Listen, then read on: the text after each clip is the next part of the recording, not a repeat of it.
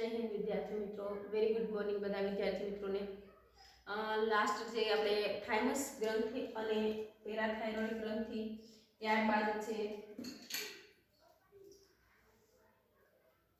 થાઇમસ ગ્રંથિ છે, પેરાથાઇરોઇડ ગ્રંથિ જે છે અને એડ્રેનલ ગ્રંથિ છે એના વિશે ચર્ચા કરી.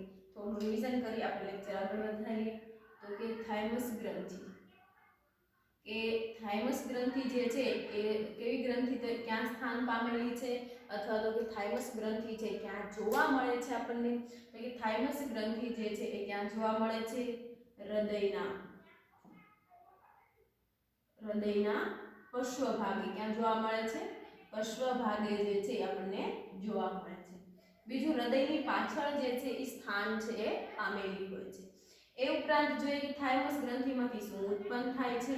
તો કે થાઇમોસિન નામનો અંતઃસ્ત્રાવ જે છે એ મુક્ત થાય છે. શું મુક્ત થાય છે? તો કે થાઇમોસિન કહેવાતા અંતઃસ્ત્રાવ જે છે એ મુક્ત જે છે એ થાય છે. બીજું, આ ગ્રંથિ જે છે એ શાની સાથે સંકળાયેલી છે? તો કે રોગ પ્રતિકારકતા સાથે. કે આપણા શરીરની રોગ પ્રતિકારક શક્તિ કોને લીધે છે એ સારી નબળી હોય છે? તો કે થાઇમોસિન અંતઃસ્ત્રાવના કારણે હોય છે. તો કે રોગ પ્રતિકારક શક્તિ જાળવી રાખવા માટેનું કાર્ય જે છે એ થાઇમસ ગ્રંથિ દ્વારા છે એ થાય છે. રોગ પ્રતિકારક શક્તિ એટલે કે આપણી ઇમ્યુનિટી, કે તમારે સેલ મીડિયેટેડ ઇમ્યુનિટી છે એનું ફૂલ ફોર્મ પૂછાય છે. કોષીય પ્રતિકારકતા, જેને શું કહેવામાં આવે છે? કોષીય પ્રતિકારકતા. બરાબર? કે સેલ મીડિયેટેડ ઇમ્યુનિટી, કોષીય પ્રતિકારકતા માટે જે છે એ થાઇમસ ગ્રંથિ છે એ જવાબદાર છે. જન્મ સમયે વજન વધારે, એટલે કે જન્મ સમયે કેવી હોય છે ગ્રંથિ? મોટી. મૃત્યુ પામે છે એટલે કે વૃદ્ધત્વ તરફ જઈએ છે તેમ કેવી થતી જાય છે? નાની થતી છે એ જોવા મળે છે. કે કોઈ વ્યક્તિનો જન્મ થાય છે એ દરમિયાન જે થાઇમસ ગ્રંથિ છે એ કેવી હોય છે? મોટા કદની હોય છે. જેમ જેમ ઉંમર વધવાની સાથે સાથે છે એ કેવી થઈ જાય છે? નાના કદની જે છે એ જોવા મળે છે. એટલે કે ઈ ગ્રંથિ કેવી થઈ ગઈ છે? નાની છે આપણને થતી જોવા મળે છે. કે જન્મ સમયે મોટી અને મૃત્યુ સમયે છે નાની થતી જાય છે, અવનત થતી જાય છે, નાશ પામતી જાય છે.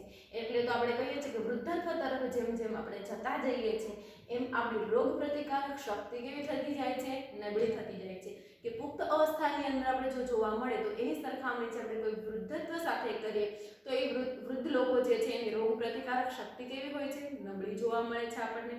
ચામડી છે એની ચામડી એકદમ કેવી થઈ ગઈ છે? ઢીલી થઈ ગઈ છે, નાજુક એકદમ છે, આપણે ખેંચી શકાય એવી આપણને વૃદ્ધ લોકોની ચામડી છે એ જોવા મળે છે. બીજું કે રોગ પ્રતિકારકતા ધરાવતા ટી સેલ અને બી સેલ ઉત્પન્ન કરે છે. કે આપણા શરીરમાં સૌથી મહત્વના કોષો જે રોગ પ્રતિકારક શક્તિ સાથે સંકળાયેલા જે છે તો કે ટી સેલ અને બી સેલના ફોર્મેશન માટે કે સંશ્લેષણ માટે છે કોણ જવાબદાર છે?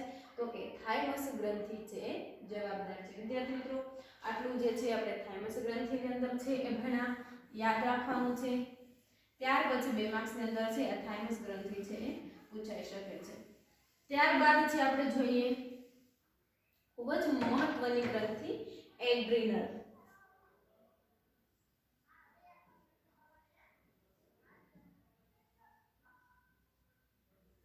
એડ્રિનલ ગ્રંથિનું સ્થાનની આપણે વાત કરીએ તો એડ્રિનલ ગ્રંથિ જે છે એ ક્યાં જોવા મળે છે આપણને? તો કે એડ્રિનલ ગ્રંથિ જે છે એ મૂત્રપિંડના ઉપરના ભાગે, કે બંને મૂત્રપિંડના ઉપરના ભાગે જે છે એડ્રિનલ ગ્રંથિ જે છે એ આવેલી હોય છે. આપણે આ ચાલી ગયો લાસ્ટ ટોપિક, પરંતુ બફરિંગના કારણે થોડું રિવિઝન કરાવી દઈ પછી લેક્ચર આગળ ચાલુ કરીએ. તો એડ્રિનલ ગ્રંથિ જે છે એ 2 ભાગની અંદર વિભાજિત થઈ જાય છે, એડ્રિનલ બાહ્યક અને એડ્રિનલ મજ્જક.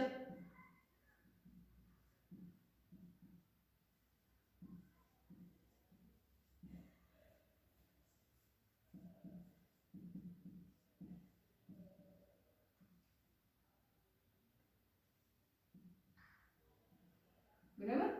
કે કયા 2 ભાગની અંદર વિભાજિત થઈ જાય છે? તો કે એડ્રિનલ બાહ્યક અને એડ્રિનલ મજ્જક એમ 2 ભાગની અંદર આપણે વર્ગીકૃત કરી શકીએ છીએ. હવે કે જે એડ્રિનલ મજ્જક વાળો વિસ્તાર એટલે કયો? તો કે કેન્દ્ર તરફના કોષો. કે જે એડ્રિનલ ગ્રંથિ જે છે એ 2 પેશીઓમાં છે વિભાજિત થઈ ગઈ, તો એડ્રિનલ મજ્જક અને એડ્રિનલ બાહ્યક. તો કે કેન્દ્ર તરફના પેશીના જે કોષો જે છે એને શું કહેવાય છે? તો કે એને એડ્રિનલ મજ્જક કહેવાય છે. બહારની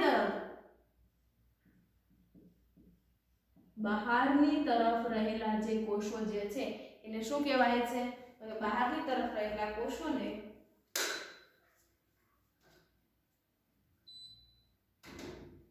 બહારની તરફ રહેલા કોષોને જે છે એ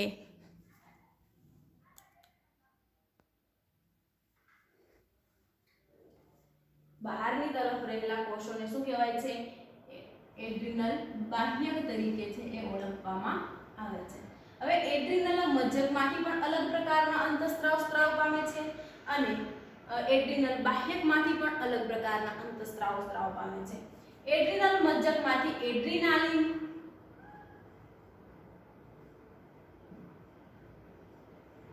અને નોન એડ્રીનાલિન અંતઃસ્ત્રાવ છે એ સ્ત્રાવ થાય છે અથવા એપિનેફ્રિન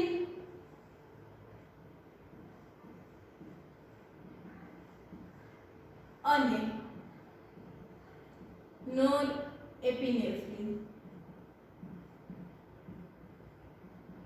અંતઃસ્ત્રાવ જે છે એ સ્ત્રાવ છે એ થાય છે. હવે આ જે બંને અંતઃસ્ત્રાવો જે છે એપિનેફ્રિન અથવા એડ્રીનાલિન, નોન એપિનેફ્રિન અથવા નોન એડ્રીનાલિન નામના અંતઃસ્ત્રાવ છે એડ્રિનલ મજ્જકમાંથી જે છે એ શું થાય છે? સ્ત્રાવ પામે છે. હવે આ ગ્રંથિ લડો કે ભાગો સંકટ સમયની ગ્રંથિ તરીકે એને ઓળખવામાં આવે છે કે આપણું શરીર જે છે એ કોઈ પણ સંકટની સ્થિતિમાંથી પસાર થાય છે એ દરમિયાન છે એડ્રિનલ ગ્રંથિને ઉત્તેજિત થાય છે. એડ્રિનલ ગ્રંથિ શું થાય છે? ઉત્તેજિત થાય છે. એટલે કે લડો યા ભાગો આપણું શરીરને શું સંકેત આપે છે? લડો યા ભાગો માટેના છે ઉત્તેજના જે છે એ એડ્રિનલ મજ્જકમાંથી છે આપણને આપવામાં આવે છે. બીજું કે જ્યારે કોઈ આપણું શરીર જે છે એ સંકટ સમયની સ્થિતિમાંથી પસાર થાય છે ત્યારે આપણા શરીરની અંદર છે ઘણા બધા જુદા જુદા લક્ષણો છે જોવા મળે છે. હૃદયના સ્પંદનમાં વધારો,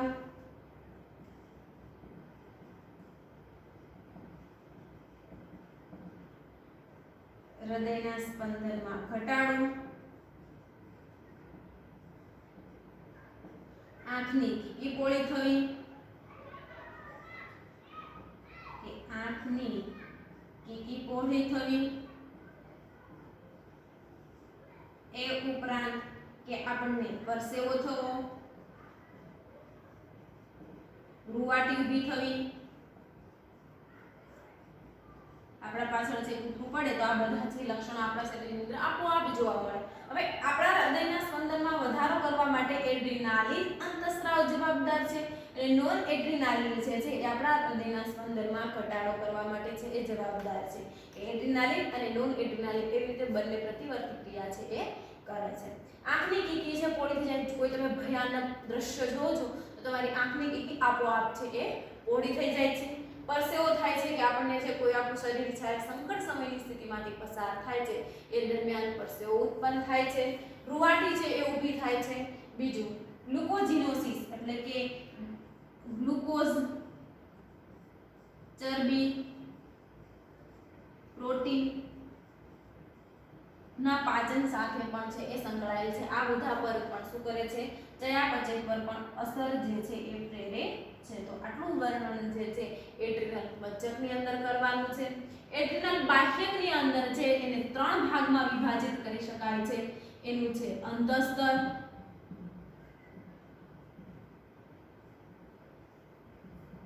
બાહ્ય સ્તર,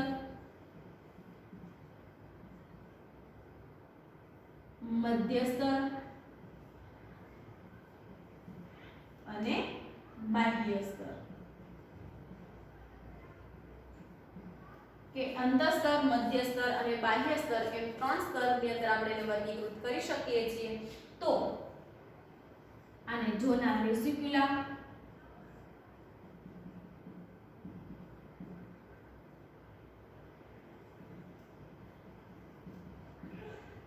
મધ્ય સ્તરને ઝોના ફેસિક્યુલેટા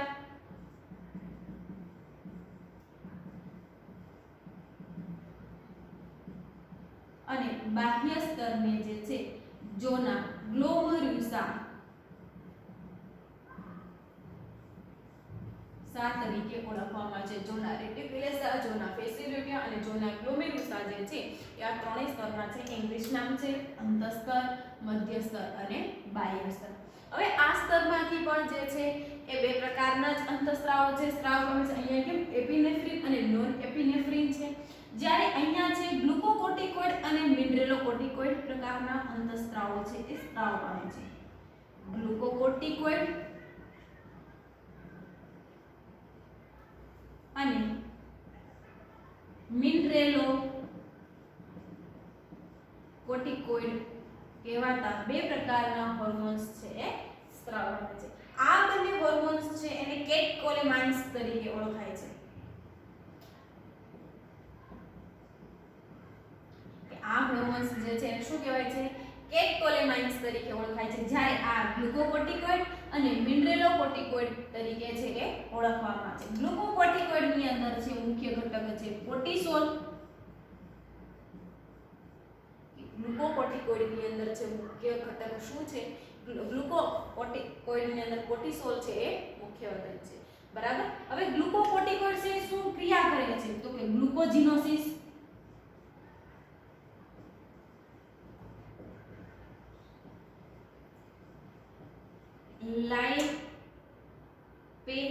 લાઇપેજીનોસિસ, પ્રોટીઓજીનેસિસ,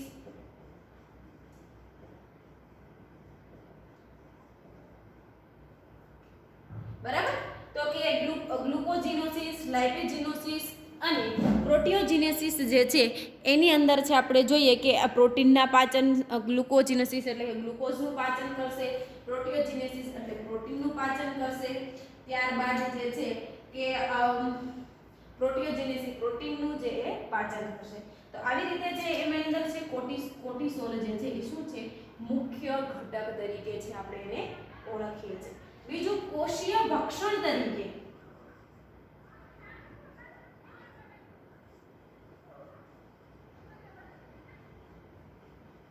કયા તરીકે એને ઓળખવામાં આવે છે? કોષીય ભક્ષણ તરીકે એને ઓળખવામાં આવે છે. હવે જેમ ગ્લુકોકોર્ટિકોઇડ અહીંયા કોર્ટિસોલનો મુખ્ય ઘટક જે છે એમ મિનરેલોકોર્ટિકોઇડનો આલ્ડોસ્ટેરોન એની અંદર મુખ્ય ઘટક કોણ છે? આલ્ડોસ્ટેરોન નામનો જે ઘટક જે છે એ મુખ્ય ઘટક તરીકે જવાબદાર છે. જે ગ્લુકોકોર્ટિકોઇડ જે છે એ હૃદયના સ્નાયુઓ પર જે છે એ નિયંત્રણ કરે છે. એ ઉપરાંત જે છે આરબીસી ના ઉત્તેજનમાં આરબીસી ને છે એ ઉત્તેજન પૂરું પાડે છે. આલ્ડોસ્ટેરોન જે છે એ શાના ઉપર અસર દર્શાવે છે? તો કે મૂત્રપિંડ પર અસર દર્શાવે છે. આલ્ડોજન્સ છે શાના ઉપર અસર દર્શાવે છે? તો કે મૂત્રપિંડ પર છે એ અસર દર્શાવે છે. કે મૂત્રપિંડ ઉપર જે છે શું અસર દર્શાવે છે? તો કે સોડિયમના આયન અને પાણીના પુનઃશોષણમાં શું અસર દર્શાવે છે? આપણે જોયું કે આ આયન અને પાણીના પુનઃશોષણમાં અસર દર્શાવે છે. એ ઉપરાંત ફોસ્ફેટના અણુઓ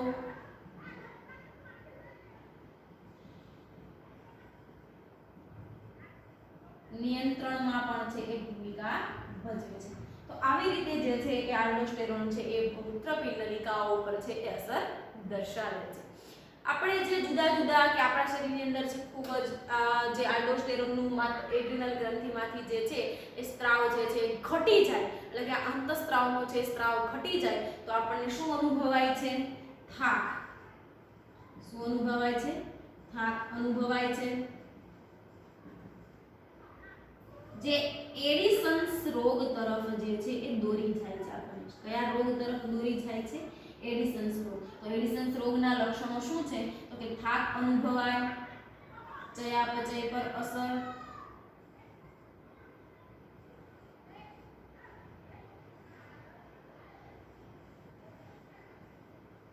એટલે કે ચયાપચયમાં કાર્બોદિત જે ઘટક જે છે એના પર છે અસર દર્શાવે છે. તો વિદ્યાર્થી મિત્રો આટલું જે છે આપણે શું ભણ્યા તો કે આપણે આટલું રિવિઝન જે બાકી હતું તમને છેલ્લે લાસ્ટ રિવિઝન બાકી રહી ગયું હતું એ કરાવ્યું બરાબર. ફટાફટ ટૂંકમાં 2 મિનિટની અંદર કહી દઉં છું.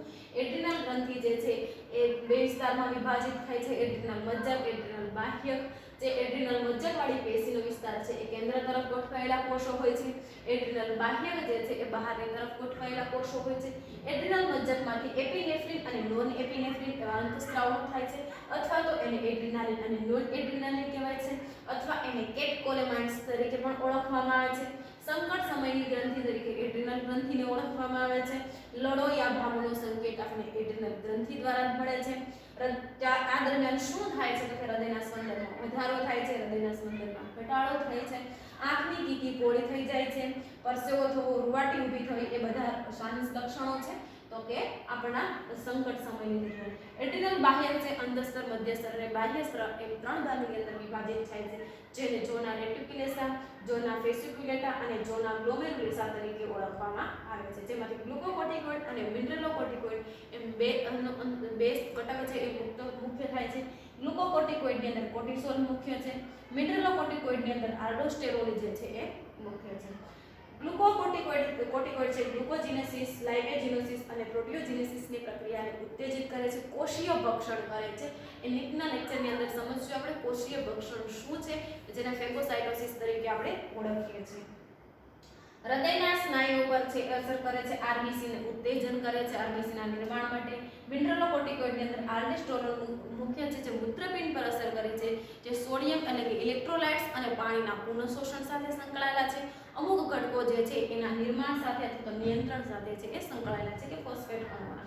આપણને જે છે આપણા શરીરની અંદર જ્યારે એડ્રિનલ ગ્રંથિમાંથી છે એના અંતઃસ્રાવનો સ્ત્રાવ ઓછો થઈ જાય છે, એનો સ્ત્રાવ જે સંશ્લેષણ કેવું થઈ જાય છે ઓછું થઈ જાય છે, તે દરમિયાન થાક અનુભવાય છે, ચયાપચય પર અસર થઈ જાય છે, આપણા વજનમાં ઘટાડો થાય છે. એ બધા સાના લક્ષણો છે તો કે આપણને એ એડિસન્સ રોગ તરફ છે એ દોરી જાય છે. બરાબર વિદ્યાર્થી મિત્રો, અહીંયા સુધી જે છે એ આપણે એડ્રિનલ ગ્રંથિ જે વિષય છે એ ચર્ચા કરી. હવે આપણે આગળ છે ચર્ચા કરીએ કે સ્વાદુપિંડ.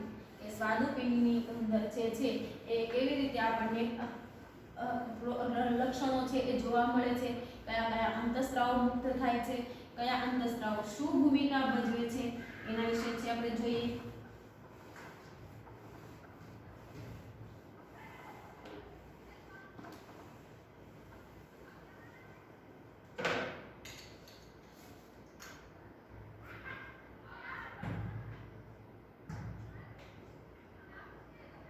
કે સ્વાદુપિંડ. હવે સ્વાદુપિંડ જે છે એ આપણા ઉરસ પ્રદેશમાં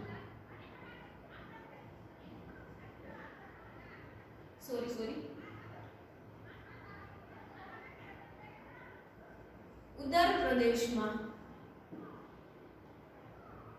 આવેલું છે. આપણા શરીરની અંદર છે પાચન તંત્રની શ્વસન તંત્ર તમે આપણે ભાગી છે ચેપ્ટર શ્વસન તંત્રની ઉપર જે ફેફસા છે ઉરસ પ્રદેશ અને નીચેનો પ્રદેશ ઉદર પ્રદેશ તરીકે ઓળખવામાં આવે છે. ઉરસ પ્રદેશ અને ઉદર પ્રદેશની વચ્ચે ઉરોદર પટલ નામનો એક પડદો આવેલો છે જે બંનેને છૂટો પાડે છે, એટલે કે ઉરસ પ્રદેશ અને ઉદર પ્રદેશ. તો ઉદર પ્રદેશમાં છે એ આવેલું હોય છે જઠરના નીચેના ભાગે,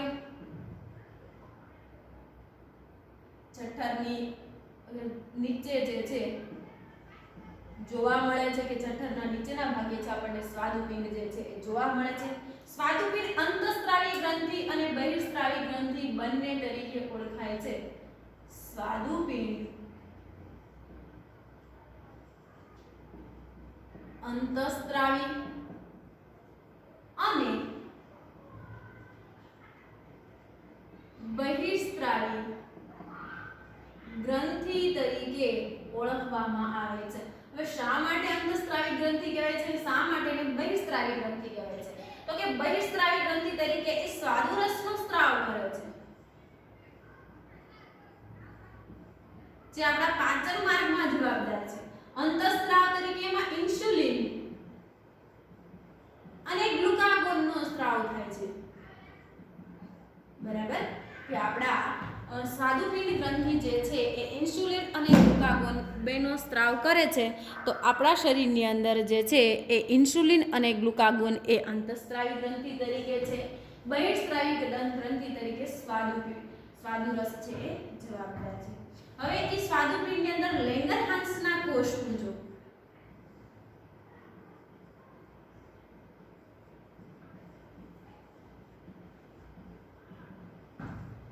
મુક્ત થાય છે. એટલે કેમાંથી મુક્ત થાય છે? તો કે લેંગરહાન્સના કોષપુંજો છે એમાંથી આપણા આ અંતઃસ્ત્રાવો મુક્ત થાય છે, જે 1 થી 2 મિલિયન છે. 1 થી 2 મિલિયન જેટલા 1 થી 2 મિલિયન જેટલા કોષો છે એ ક્યાં આવેલા છે? તો કે સ્વાદુપિંડની અંદર લેંગરહાન્સના કોષપુંજો આવેલા છે, જે 1 થી 2 મિલિયન જેટલા છે, જે સ્વાદુપિંડનો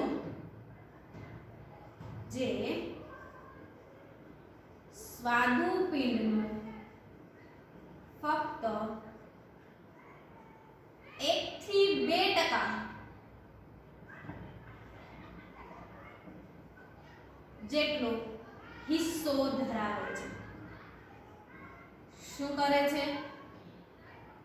તો કે લેંગરહાન્સના કોષપુંજો આવેલા છે, જે 1 થી 2 મિલિયન જેટલા છે, જે સ્વાદુપિંડનો ફક્ત 1 થી 2% જેટલો જ હિસ્સો ધરાવે છે. એટલે કે 98% કોષો તો બાકી સ્વાદુપિંડના જ આવેલા છે. બરાબર કે સ્વાદુપિંડ ગ્રંથિની અંદર જે લેંગરહાન્સના કોષપુંજો આવેલા છે, જે 98% હિસ્સો ધરાવે છે. લેંગરહાન્સના કોષોમાં બે પ્રકારના કોષો આવેલા હોય છે, આલ્ફા અને બીટા કોષો. લેંગરહાન્સના કોષપુંજોની અંદર કેવા કોષો આવેલા હોય છે? બે પ્રકારના કોષો આવેલા હોય છે, આલ્ફા સેલ અને બીટા સેલ તરીકે જેને ઓળખવામાં આવે છે, જે માત્ર ને માત્ર સ્વાદુપિંડનો કેટલા ટકા હિસ્સો રોકે છે? 1 થી 2% હિસ્સો રોકે છે. કેટલા મિલિયન છે?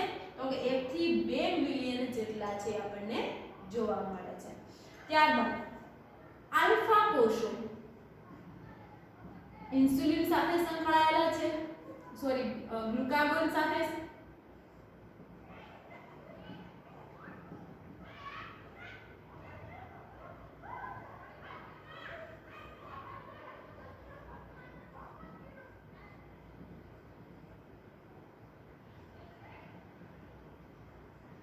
બીટા કોષો જે છે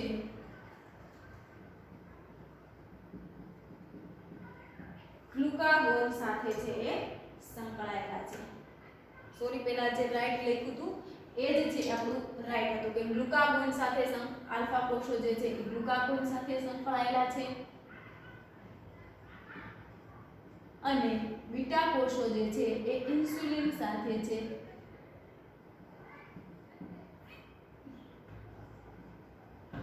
સાથે સંકળાયેલા છે. ઓકે કે જે લેંગરહાન્સના કોષપુંજ આવેલા છે, જેમાં આલ્ફા કોષ છે અને બીટા કોષ છે. આલ્ફા કોષ છે એ ગ્લુકાગોન સાથે સંકળાયેલા છે, બીટા કોષ છે જે ઇન્સ્યુલિન સાથે છે એ સંકળાયેલા જોવા મળે છે. ત્યારબાદ કે જે આ ઇન્સ્યુલિન અને ગ્લુકાગોન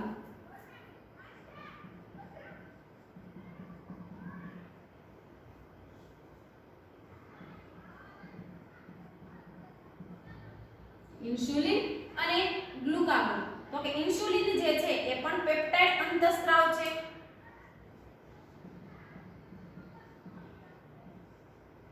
એ પણ શું છે? પેપ્ટાઇડ અંતઃસ્ત્રાવ છે. ઇન્સ્યુલિન પણ પેપ્ટાઇડ અંતઃસ્ત્રાવ છે.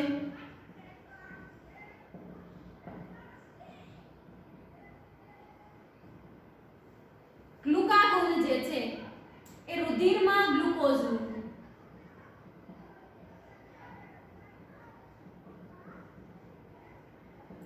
પ્રમાણ વધારે છે. શું કરે છે? તો કે પ્રમાણ વધારવાનું કાર્ય ગ્લુકાગોનનું છે, જ્યારે ઇન્સ્યુલિન જે છે એ રુધિરમાં ગ્લુકોઝનું પ્રમાણ સમસ્થિતિ એટલે કે જાળવી રાખવાનું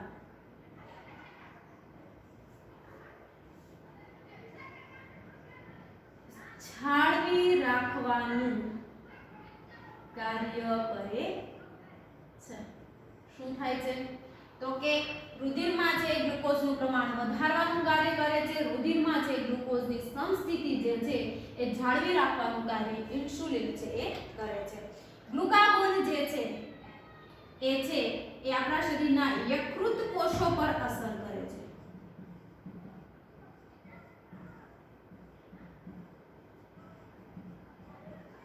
જ્યારે ઇન્સ્યુલિન જે છે એ આપણા શરીરના યકૃત કોષો અને મેદ કોષો પર કાર્ય કરે છે. મેદ કોષો પર અસર દર્શાવે છે. બરાબર કે આ અસર ક્યાં દર્શાવે છે? યકૃત કોષો પર અસર દર્શાવે છે. જ્યારે ઇન્સ્યુલિન છે યકૃત કોષો અને મેદ કોષો પર દર્શાવે છે. ગ્લુકાગોન જે છે એ આલ્ફા કોષો તરીકે ઓળખાય છે અને ગ્લુકાગોન આલ્ફા કોષો તરીકે ઓળખાય છે. બીટા કોષ છે જે ઇન્સ્યુલિન કોષો તરીકે જે છે એને ઓળખવામાં આવે છે. બીજું કે જ્યારે ગ્લુકાગોન જે છે એ ગ્લુકોઝ રુધિર ગ્લુકાગોન જે છે શું કરશે? ગ્લુકોજીનોસિસ. ગ્લુકોજીનોસિસ એટલે આપણે આગળ ભણ્યા હતા અમને ખબર ને કે જે આપણે એડ્રિનલ ગ્રંથિની અંદર ભણ્યા ગ્લુકોજીનોસિસ, પ્રોટીઓલાઇસિસ, લાઇપેજીનોસિસ. તો ગ્લુકોજીનોસિસ માંથી શું નિર્માણ થશે? તો કે ગ્લુકોઝ. તો કે એ ગ્લુકોજીનોસિસ ને પ્રેરે છે અને ગ્લુકોઝ જે છે એ રુધિરમાં વધારે છે. બરાબર? ગ્લુકોઝ છે એ રુધિરમાં વધારવાનું કાર્ય છે કરે છે. જ્યારે ઇન્સ્યુલિન જે છે રુધિરમાં ગ્લુકોઝની માત્રા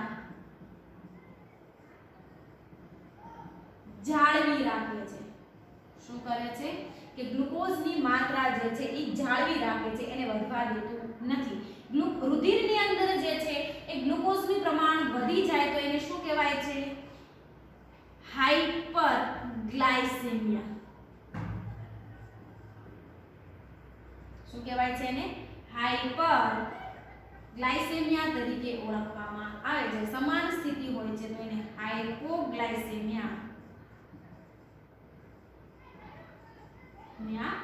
સમસ્થિતિ જે તો એને હાઇપોગ્લાયસેમિયા કહેવાય છે. સ્થિતિ વધી જાય છે રુધિરમાં માત્રા તો હાઇપરગ્લાયસેમિયા કહેવાય છે. અને હાઇપરગ્લાયસેમિયા આપણે જે શેને કહીએ છીએ? ડાયાબિટીસ. કે જે ડાયાબિટીસ મેલિટસ,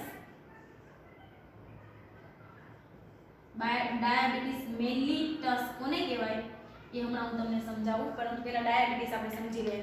તો કે ડાયાબિટીસ કોને કહેવાય? કે જે વ્યક્તિના રુધિરની અંદર જે છે એ ગ્લુકોઝની માત્રા વધી જાય છે. બરાબર? કે ડાયાબિટીસ જે છે નોર્મલ આપણે છે 120 નું પ્રમાણ હોવું જોઈએ એની જગ્યાએ છે 90 થી એમ નોર્મલ સ્થિતિ હોવી જોઈએ 140, 160, 180, 300 ડાયાબિટીસ છે ઘણા વ્યક્તિઓની અંદર છે એ આવતી હોય છે. બરાબર? તો બ્લડ શુગર જે છે એની અંદર વધી જાય છે જેના કારણે ડાયાબિટીસ કહેવાય છે. તો ડાયાબિટીસને ઓછી કરવા માટે શું કરવામાં આવે છે? ઇન્સ્યુલિન આપણા શરીરમાંથી શું દાખલ કરવામાં આવે છે? તો કે ઇન્સ્યુલિનના ઇન્જેક્શન આપવા પડે છે કે દર્દીને જે છે રુધિરની અંદર જે ગ્લુકોઝનું પ્રમાણ વધી ગયું છે એ ગ્લુકોઝનું પ્રમાણ વધી ગયું છે જેના કારણે જે છે એ ડાયાબિટીસના રોગથી પીડાય છે. તો એ વ્યક્તિને શું આપવું પડે છે? ઇન્સ્યુલિન બહારથી પૂરા પાડવા પડે છે. શું પૂરું પાડવું પડે છે? ઇન્સ્યુલિનના ઇન્જેક્શન છે ડાયાબિટીસ વાળા પેશન્ટને છે. શા માટે આપવામાં આવે છે? તો કે ડાયાબિટીસ પેશન્ટની અંદર જે બ્લડની અંદર જે ગ્લુકોઝનું માત્રા વધી ગઈ હોય છે જ્યારે ઇન્સ્યુલિનનું કાર્ય છે ઇન્સ્યુલિન છે એ સમસ્થિતિમાં છે એ જાળવી રાખે છે. એટલા માટે આપણે ઇન્સ્યુલિનના ઇન્જેક્શન આપીએ છીએ. જ્યારે હાઇપરગ્લાયસેમિક રોગથી જે પીડાતા હોય છે એના માં છે એ મૂત્ર દરમિયાન ઓછો વ્યય, ઓછો ગ્લુકોઝ નો વ્યય અને કીટોનના અણુઓ કીટોન જે છે એ મુક્ત થાય જેને ડાયાબિટીસ મેલિટસ તરીકે ઓળખવામાં આવે છે. તો વિદ્યાર્થી મિત્રો આ જે છે આપણે સ્વાદુપિંડ વિશે છે એ ચર્ચા કરી કે સ્વાદુપિંડ શું છે, સ્વાદુપિંડ પર શું અસર છે એ જોવા મળે છે જે આપણે અહીંયા ભણ્યા. ઓકે વિદ્યાર્થી મિત્રો આપણે ફરીવાર ટૂંકમાં જોઈ લઈએ પછી છે આપણો લેક્ચર આગળ વધારે કે સ્વાદુપિંડ છે ઉદર પ્રદેશમાં આવેલા હોય છે. જઠરના નીચે ભાગે જોવા મળે છે સ્વાદુપિંડ. અંતઃસ્ત્રાવી બહિસ્ત્રાવી ગ્રંથિ છે ઇન્સ્યુલિન અને ગ્લુકાગોનનો સ્ત્રાવ કરે છે.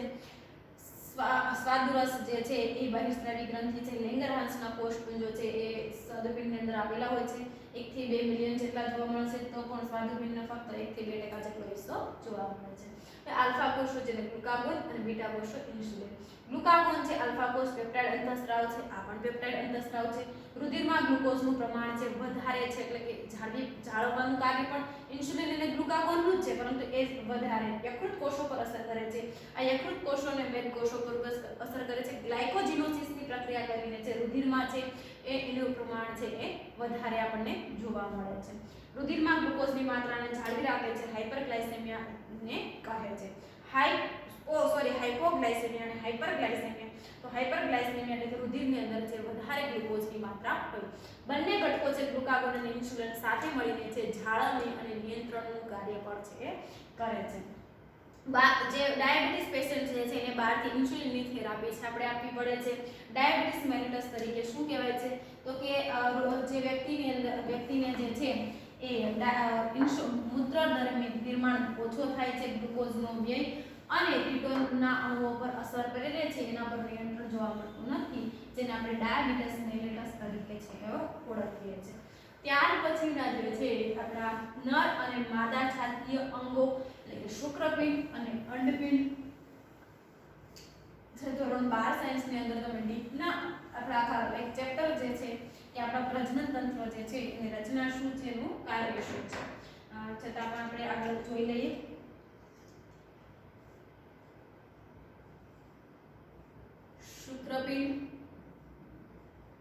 શુક્રપિંડ જે છે નર નું જાતીય અંગ છે. બીજું અંતઃસ્ત્રાવ મુક્ત કરે છે.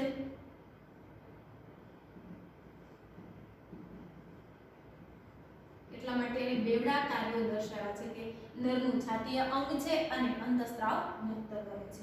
ઉદરમાં વૃષણ કોથળીમાં ગોઠવાયેલા છે.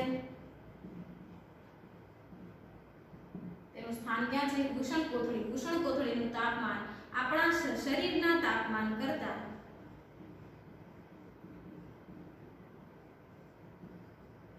4 અંશ સેલ્સિયસ ઓછું હોય છે. બરાબર, કે આપણા વૃષણ કોથળીનું તાપમાન છે શરીરના તાપમાન કરતા છે 4 અંશ સેલ્સિયસ નીચું જોવા મળે છે. ત્યાર પછી આપણે જોઈએ તો કે આ જે નરની અંદર જોવા મળતો અંતઃસ્ત્રાવ જે છે એન્ડ્રોજન્સ જે છે એ મુક્ત કરે છે. એન્ડ્રોજન્સ જે છે એ શું થાય છે? મુક્ત થાય છે. હવે અહીંયા શુક્રપાદોત્નલિકા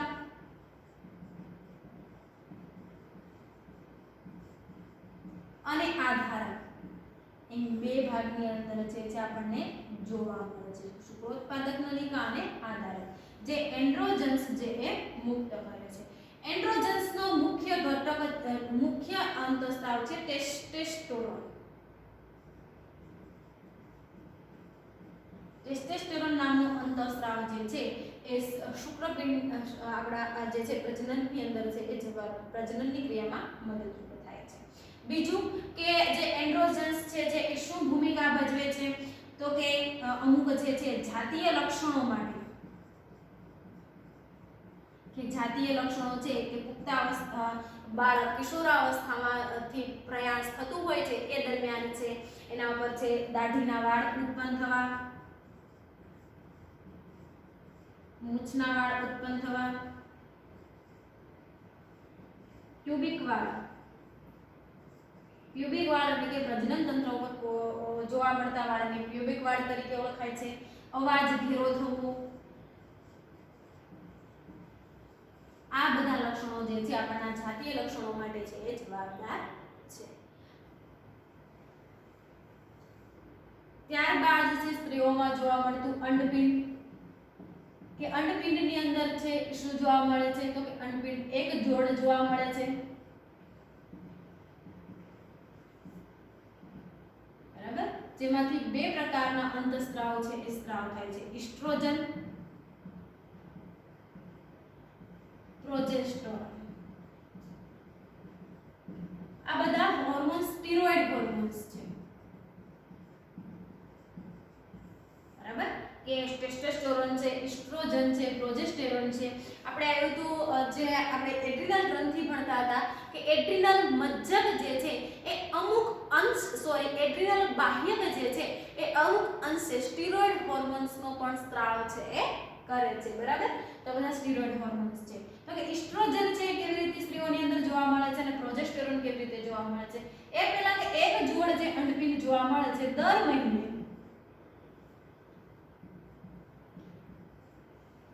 એક અંડપિંડ જે છે એ મુક્ત થાય છે અને માસિક સ્ત્રાવ સ્વરૂપે માસિક સ્ત્રાવ જે છે એ 14 થી લઈને 45 વર્ષ સુધી છે એ સ્ત્રીઓમાં છે એ જોવા મળે છે. ટેક્સ્ટ બુક ની અંદર 40 લખ્યું છે પરંતુ 45 હોય છે કે એક જોડ છે જોવા મળે છે. દર મહિને એક અંડપિંડ સક્રિય થાય છે અને જો ફલનની ક્રિયા થાય તો એમાંથી છે નવા બાળ સજીવનું નિર્માણ થાય છે. જો ફલનની ક્રિયા થતી નથી તો માસિક સ્ત્રાવ સ્વરૂપે છે એ બહાર વ્યય પામે છે. તો કે ઇસ્ટ્રોજન છે શું કાર્ય કરે છે? તો કે અંડપુટિકાનો વિકાસ કરે,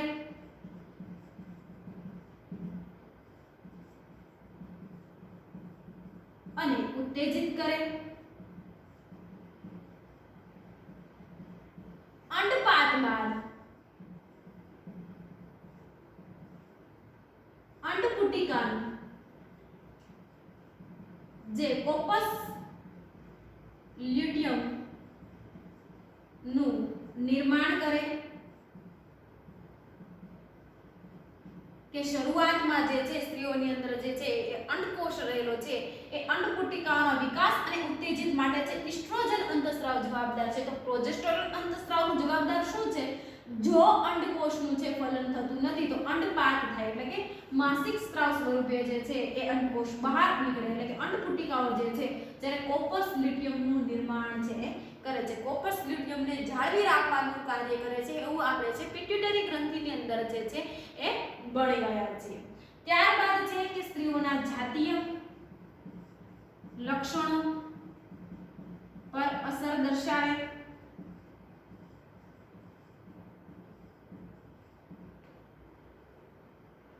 કે સ્તન ગ્રંથિ ના વિકાસ માટે, અંડપુટિકાઓના વિકાસ માટે,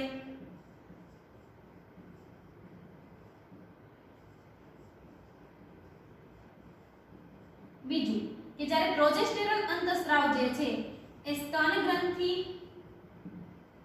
માંથી દૂધના સ્ત્રાવ માટે, સ્તન ગ્રંથિમાંથી દૂધના સ્ત્રાવ માટે, બીજું કે જે અંડપાત એટલે કે ફલનની ક્રિયા થાય છે એટલે કે પ્રજનનની અંદર ગર્ભધારણની ક્રિયા માં મદદરૂપ થાય. એ ગર્ભધારણની અંદર શું થાય છે? એ મદદરૂપ થાય છે. તો આવી રીતે ઇસ્ટ્રોજન અને પ્રોજેસ્ટેરોન અંતસ્ત્રાવના છે એ કાર્ય છે. શુક્રપિંડની અંદર છે એ આપણે 12માની અંદર છે ડિટેલની અંદર ભણવાનું છે કે અધિવૃષણ નલિકા શું છે, શુક્રોત્પાદક નલિકા શું છે, એ વૃષણ કોથળી અંદર કેવી રીતે સંકળાયેલા હોય છે, આધારકની અંદર છે આપણને શું જોવા મળે છે.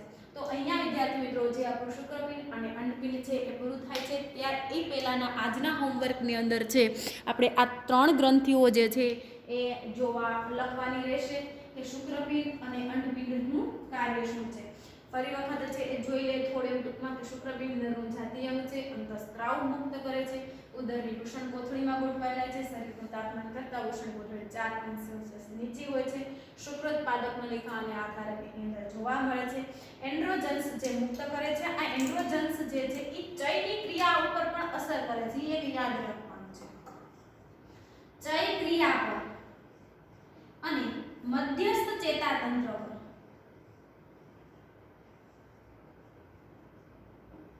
શાના પર અસર કરે છે? ચયની ક્રિયા અને મધ્યસ્થ ચેતાતંત્ર ઉપર અસર કરે છે. એન્ડ્રોજન્સમાંથી ટેસ્ટોસ્ટેરોન નામના અંતઃસ્ત્રાવનો સ્ત્રાવ થાય છે.